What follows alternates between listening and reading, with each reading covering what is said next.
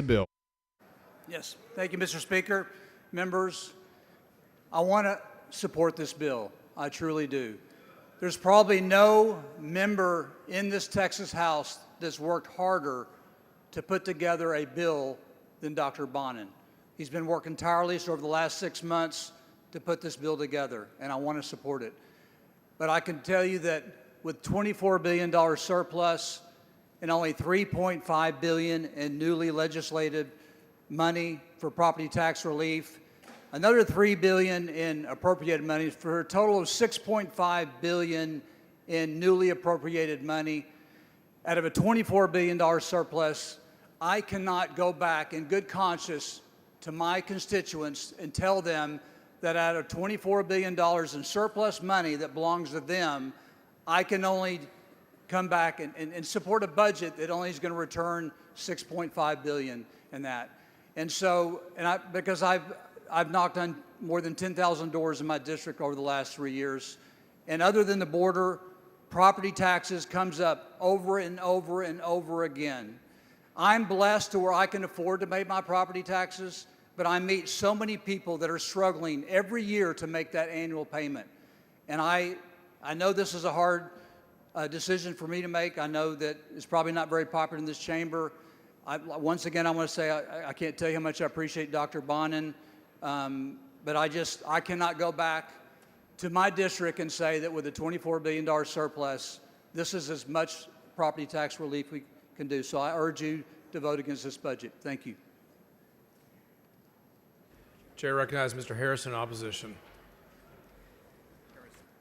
Thank you, Mr. Speaker. Members, this is the most liberal, bloated, reckless budget in the history of Texas. This budget was written by Democrats for Democrats in secret, in clear violation of the House rules because, well, this is the Texas House and that's what we do. At a time when Texans are being taxed out of their homes and are demanding less government and lower taxes, this budget does the opposite.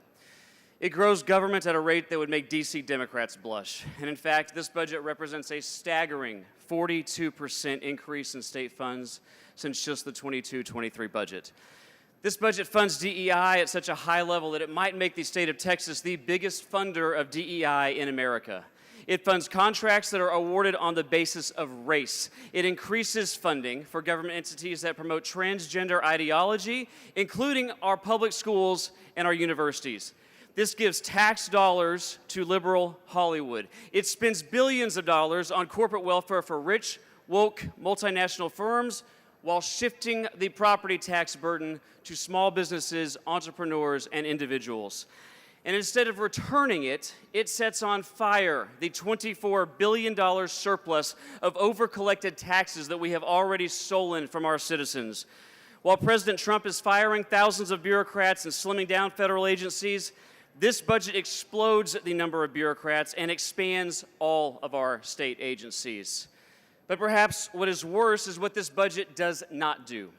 This budget does not put our state on a path to eliminate property taxes. If I'm honest, it really doesn't provide any serious property tax relief whatsoever. $3.5 billion out of a $24 billion surplus is insulting to the Texans who are being taxed out of their homes so that this government can fund liberal pet projects. In fact, Texans' property tax bills are very likely to increase if we pass this train wreck.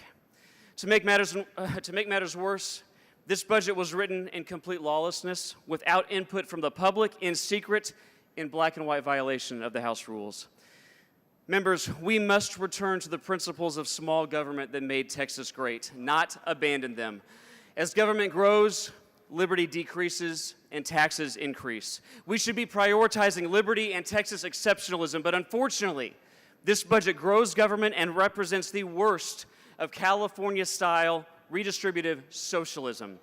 I do not believe that any real fiscal conservative can possibly support this budget. So here's the bottom line. If you support high property taxes, taxpayer-funded DEI and transgender ideology, corporate welfare, big government, big spending, big regulations, more bureaucrats, and less freedom, then feel free. Vote for this liberal monstrosity. But if you support less government, lower property taxes, and more freedom and liberty, Unite with not just me, but unite with we, the people, the voters, the freedom-loving patriots that we work for, the citizens of the great state of Texas, and vote hell no. Chair recognizes Ms. Hinojosa in opposition. Thank you, Mr. Speaker and members. There is one thing I agree with what Representative Harrison just said, and that is there is something incredibly liberal in this bill, and it is the blank check for the voucher that is in this bill. In Rider 78, it lists $1 billion for a taxpayer-funded voucher to go to pay for the private school tuition, probably of mostly kids already in private school, as is in the fiscal note connected to this bill. But in addition to that, it says an amount to be determined by the Legislative Budget Board shall be transferred to the Comptroller of Public Accounts as part of that rider. That is a blank check for taxpayer-funded vouchers. And let's be clear, no one really believes we are fully funding schools with this budget. We are not. We are nowhere close to fully funding schools. Just to reach 2019 spending for our neighborhood public schools, we would need to increase per student funding by $1,340. That would be a total of $18 billion. That's just to deal with the inflation that's happened since 2019. The amount of money we've got in this bill is only about $8 billion, a full $10 billion short of what we need just to deal with inflation. I'm not talking about national average, which would be another $4,000 per student. We're nowhere near average nationally when it comes to per student funding. This bill does more harm than good, I believe, when you take the whole, the blank check for the voucher and the insufficient money for our public schools, and that's why I will be voting no. Thank you.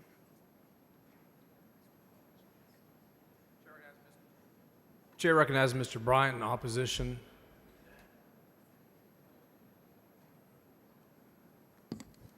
Members, I don't agree with anything Mr. Harrison said. My views are completely different. And I don't agree with what he said about Dr. Bonin. He worked hard on this bill. I don't agree with Dr. Bonin on very many things, but I certainly don't agree with Mr. Harrison's characterization of him. I'm opposed to this bill because this bill is the first vote for vouchers.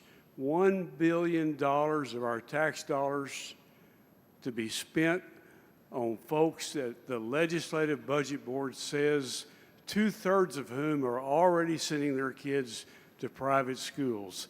It's completely unjustified, and it's a dagger to the heart of our public school system, and we should not vote for it. We should insist that our Appropriations Committee go back to work and bring a bill back to us that doesn't divide our House on this issue. $6.5 billion for the border. How long are we going to continue this? $11 billion has been spent already. Governor Abbott says he's trying to ask for a refund from the federal government. Now Governor Abbott's friend is in the White House, but there's no refund in the mailbox. And we're going to add another $6.5 billion to something that is a federal responsibility? Surely not, when we have so many other needs. No increase in pay for our state employees, no increase in their retirement system for our state employees, the people that work for us. We're the board of directors and they work for us. That's not in the bill at the present time. And finally, to add insult to injury, this bill renames the Gulf of Mexico the Gulf of America.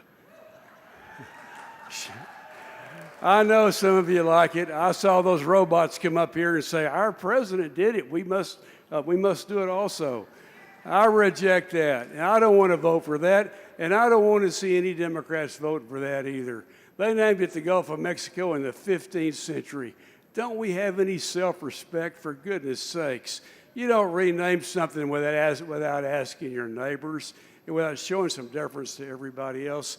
And I'm not going to vote for a bill that has that in there. Democrats, I urge you to vote no. Deep-thinking Republicans, I hope you'll join us and vote no as well. Chair recognizes Ms. Howard in support of the bill.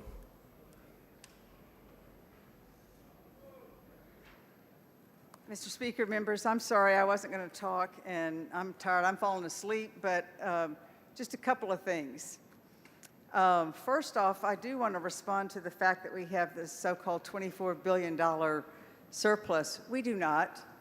We have carried forward a cash balance of $24 billion because we didn't spend $5 billion on public education that we had in the appropriations bill. We also have about close to $8 billion in GR dedicated funds that are there for one purpose and one purpose only, but we didn't appropriate them and use them instead, in the past anyway, to balance the budget. Those are funds that need to be spent on that one purpose, dedicated funds. If we spent it on something else, we would have to pay it back, so that would be debt. We also, I can't remember the numbers, about $6.8 billion, I think it was, that we used federal funds to pay operational costs for TDCJ. That's not money that is there anymore. Those federal funds are gone. We have to use state funds to pay it. That is an ongoing expense. There is not a pot of $24 billion money sitting there for us to do something with, and we've got to be honest about that discussion. And let me just say, too, in terms of the so-called increase that we've had in our budget, if you look at what the Legislative Budget Board put out in regard to our budget, total all articles increased 1.3%, 1.3% from last budget. The GR funds, yes, they did increase 7.7%, but guess what? Federal funds decreased 7.7%. We are not having some runaway, I forgot I was in charge as a Democrat, liberal Democrat, but we are not having some runaway budget here. This is in my opinion, a conservative budget. This is a budget that is not spending anywhere near what we need to spend on things, but at the same time, I am very proud of some of the things that are in here, and I'm going to mention just a couple of them because I really appreciate the work that was done on appropriations, and particularly on Article 2 with Chair Orr and how she worked with us on this. Let me just give you a couple of examples of why I think there's some good things in here, and I'm not willing to just throw them away because I don't like everything that's in here. We increased the funding for women's health, which is obviously, as the chair of the Women's Health Caucus, I pay a lot of attention to that. We put $386 million for improvements to Medicaid access and eligibility determinations. We allotted $240 million for new mental health beds in state hospitals and community facilities. There's a bunch more here. I will say some of the things that I'm extremely happy about. We increased the wages for our community care attendants. We did that some last session. We increased the base from like $811 to $1060. Well, you can still go down to Buc-ee's and make a lot more than that. We were very proud of ourselves for what we did. Nowhere near what it needs to be, but this time we actually put more in. Personal care attendants from $1060 to $1428, still not enough, but it's a lot better, and $17.50 for IDD workers who work with our very fragile people here. We also did something that I really am excited about, if I could find the notes here to remember what it was exactly to tell you, but the fact is that we have wait lists. We call them interest lists. All these waiver programs that we have vulnerable Texans who've been waiting to get these programs, and we have come back session after session with wait lists. Well, we, in this budget, actually put some money in there to ensure that we will be able to cover the folks that are on those wait lists. It's an incredible thing to me that we're doing that. This is the first time since I've been here, and I've been here a long time, that we've been able to do something like that. So I won't go into any more of it. I only want to say that there are a lot, and that's just Article 2. There are a lot of good things in this budget. I don't like a lot of things in this budget. I wish there was more things in this budget, but this is not some runaway liberal budget. It is a very fiscally responsible budget. It covers a lot of good things, And I am going to be supporting this budget and appreciate all the work that went into by the people that are on the Appropriations Committee, so thank you. Chair recognizes Dr. Bonin to close on the bill.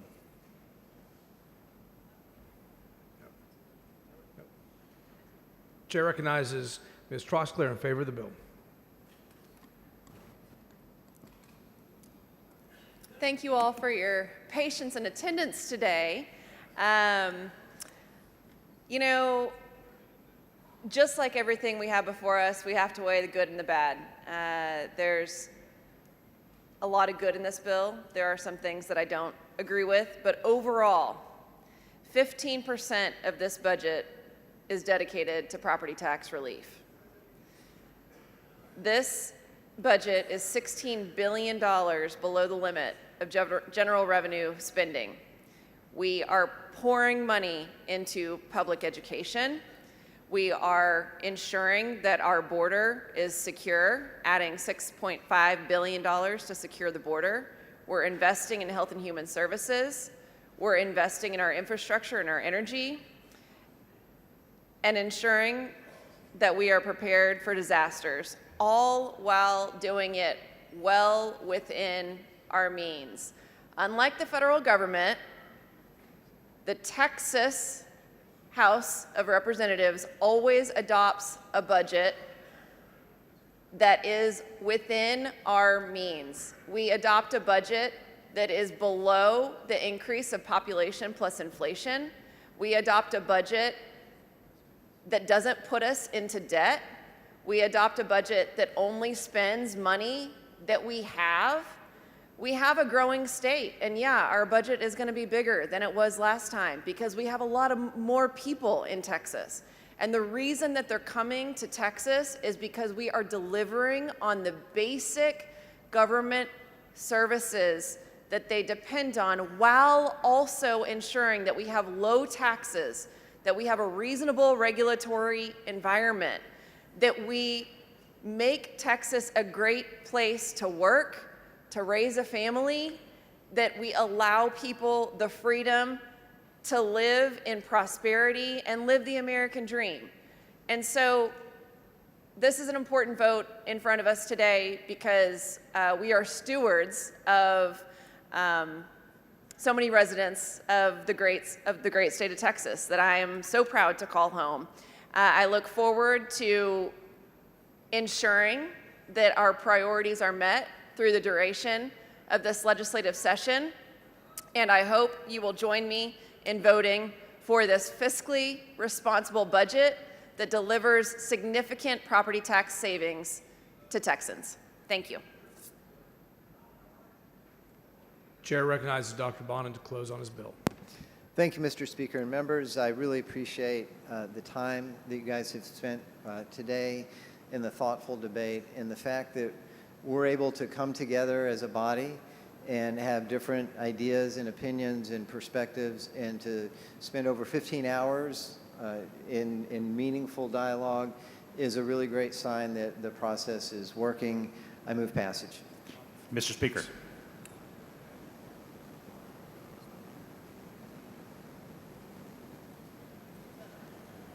Would the chairman yield for questions? Mr. Hopp, for what purpose?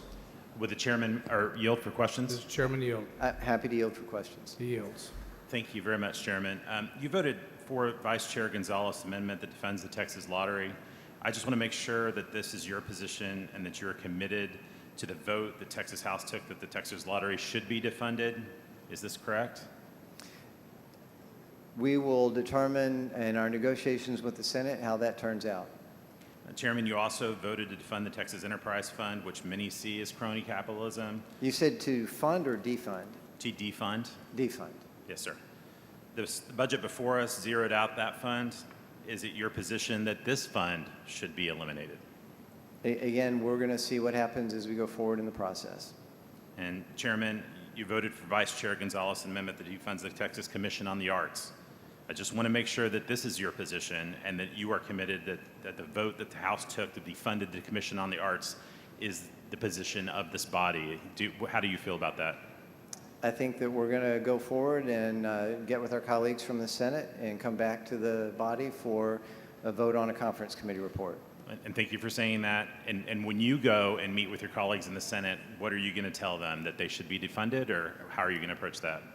I think I'm going to listen to what they have to say and all the other pieces of the negotiation that come into play, and we'll come up with a work product that I think everybody can support or should be able to support. I appreciate that. And just a couple questions more. Chairman, some reporters have claimed that the purpose of the Gonzalez Amendment was to kill amendments that would have provided increased funding to the Attorney General's office. How do you feel about that? I'm not going to comment on reporter speculation. And one final question. Do you support or oppose increased appropriations to the Attorney General Paxton's office? I support what we have done in this budget. It is not the final product. This is one step on the process. And again, we're going to continue to work on a multitude of items, and there's not one singular item in the Attorney General's office. There are many items still left to be determined. Thank you very much, Chairman. I move passage. The question occurs on passage of third reading of SB 1. A record vote has been requested. The clerk will ring the bell. Show the speaker voting aye.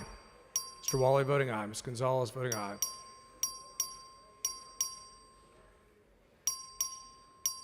Have all members voted?